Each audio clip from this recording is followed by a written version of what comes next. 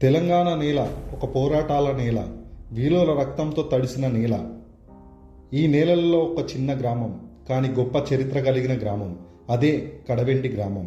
ఈ గ్రామం కథ సాధారణ గ్రామం కథ కాదు. అది రైతుల పోరాటం, అది అన్యాయానికి ఎదురు నిలిచిన ప్రజల గాథ, అది అమరుల త్యాగాల చరిత్ర. కడవెండి గ్రామం తెలంగాణలో ఒక సాధారణ పల్లెగా కనిపించిన అది ఒక పోరాట చిహ్నంగా నిలిచింది.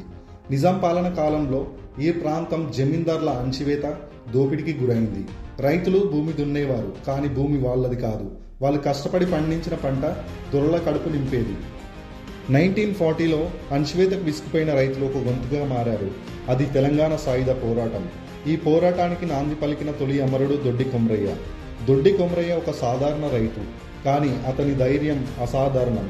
దొరల దోపిడికి ఎదురు నిలబడ్డాడు, రైతు హక్కుల కోసం పోరాడాడు. 1946లో పోలీసుల కాల్పులో అమరయ్యారు. ఆయన మరణం ఒక వ్యక్తి ముగింపు కాదు, ఒక ఉద్యమానికి ప్రారంభం. ఆ రోజు నుండి తెలంగాణ నేలపై పోరాటం మరింత జ్వలించింది. కడవెండి వంటి గ్రామాలలో చాలామంది పోరాట యోధులు ఎదిగారు. నల్ల నరసింహులు, నల్ల వజ్రమ్మ. ఇవాళ మనం వీరిని గుర్తు చేసుకుంటే వాళ్ళ త్యాగం ఎంత గొప్పదో తెలుస్తుంది. వాళ్ళు అడిగింది ఒకటే, రైతుకు భూమి కావాలి, స్వేచ్ఛ కావాలి. ఈ పోరాటం వల్ల జమీందారు వ్యవస్థ కూలింది, రైతులకు భూమి హక్కులు లభించాయి, ప్రజల్లో అవగాహన పెరిగింది.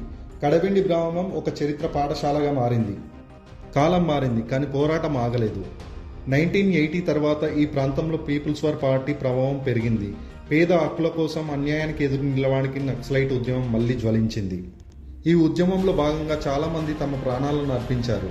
ఎర్రం సంతోష్ రెడ్డి, గుమ్మడవెల్లి రేణుక, పాయిండ్ల వెంకటరమణ వీరు ఎన్కౌంటర్లలో అమరులయ్యారు. వారి జీవితాలు చిన్నవైన, వారి పోరాటం గొప్పది. ఈ అమరుల కథలు మనం విన్నప్పుడు గర్వంగా ఉంటుంది, కానీ వారి కుటుంబాలు, వారి బాధ, వారి కన్నీళ్లు అవి కూడా మనం గుర్తుంచుకోవాలి.